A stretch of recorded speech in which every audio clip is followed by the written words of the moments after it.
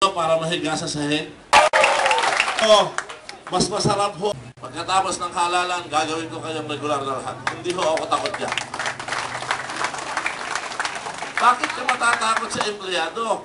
Pag ang empleyado, pinakitaan mo ng pagmamahal, mamahalin ka din yan. Di ba?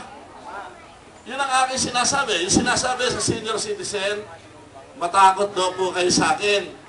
Dahil pag ako daw ho ay naging mayor, aalisin ko yung mga pribilehyo ng senior citizen. Hindi po totoo yun. Kung pwedeng dagdagan, dadagdagan pa. Imbis na tanggalin. Unang-una, kayo ang bababaw ng inyong kaligayahan. Pag napadalang kayo ng cake, tontuwa kayo, di ba? Sa birthday nyo. Pero nanay, ano nakalagay sa cake na pinapadala sa inyo? Ano po nakalagay sa cake?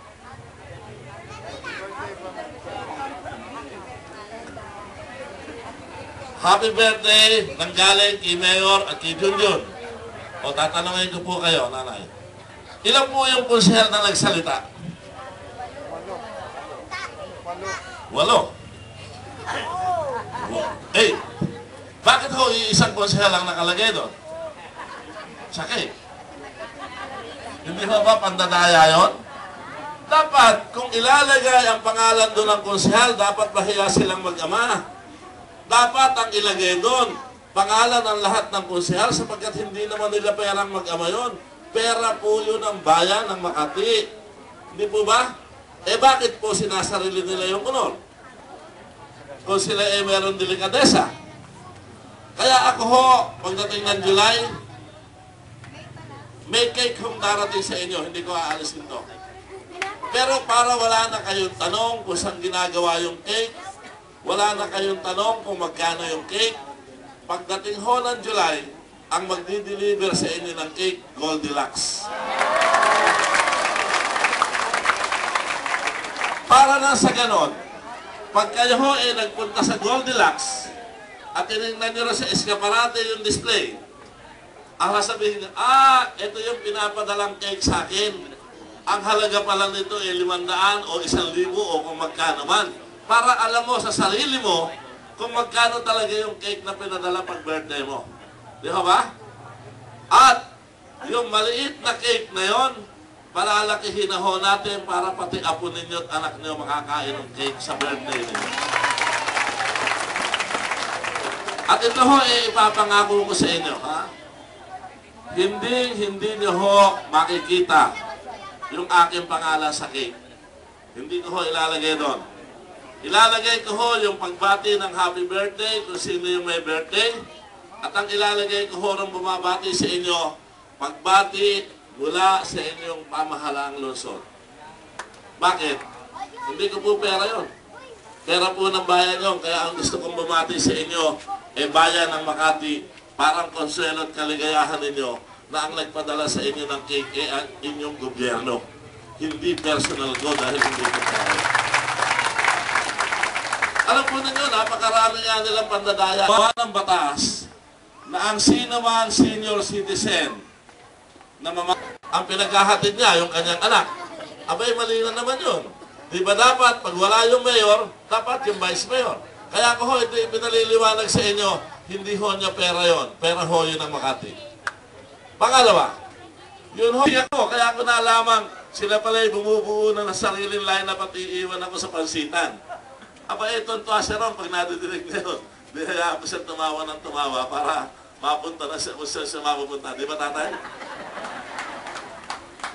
Alam ho ninyo, yan ho nga mga programa na lahat nagawa ang sinasabi niya. Tingnan ho ninyo bakit marami. Abay, 23 taon na ho siyang mayor, di ba? At sa loob ng 23 taon, pag pinagsama-sama mo yan, marami ka talagang magagawa. Hindi na bibihin siya, ako, at ang konseho ang gumawa ng mga magagandang bagay na nakikita po natin sa Makati. Hindi po pwedeng angkinin ng isang tao ang ganyang karangalan dahil tayo ho hindi martialo. Martialo lang. Di ba ho, ang daming reklamo ngayon sa ospital Kesyo walang gamot. Kesyo masamang ugali yung mga tao ron. Kung sa bagay, rin kung bakit natin itinayo. Ang problema lang po ron, may ilang doktor dong palso talaga ugali. May ilang nurse na masama ang ugali. Yun ho ang ating susolusyonan. At yun naman hong mga gamot ngayon na idinadaing yung wala. Pasensya na po kayo. Kasi lumaki ho ang sakop ng Makati ngayon. Ang Makati ho dati Makati City lang Ngayon ho naging Makati City of the Philippines. And the Philippines, hindi of the Philippines. And the Philippines. Bakit? Kasi ho, panay ang biyahe ng mayor natin, papunta sa iba't ibang bayan And siyempre, dinadala muna ron yung mga ibang gamot para ipamigay doon sa mga sister city natin na nangangailangan daw ng tulong. Nagkulang tuloy ng gamot sa Makati. Pero pagdating ho ng July, liliit na ho ulit yung Pilipinas, magiging Makati na lang. Kaya yung health center at ospital magkakaroon na ho ulit ng gamot dyan.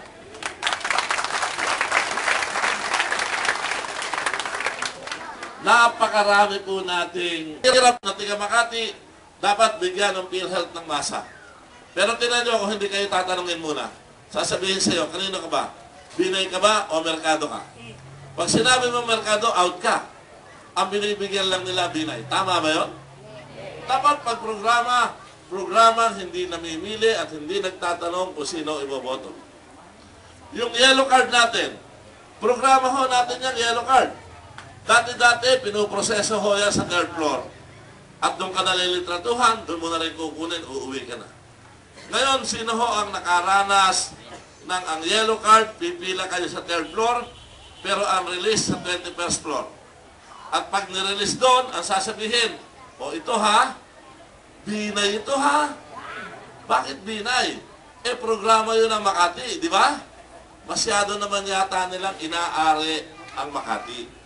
Ang Makati po hindi kaharian ng pamilya ng Binay. Ang Makati po bayan ng Diyos. Siya lang ang naging tagapamahala bilang mayor. Isipin ho niya mga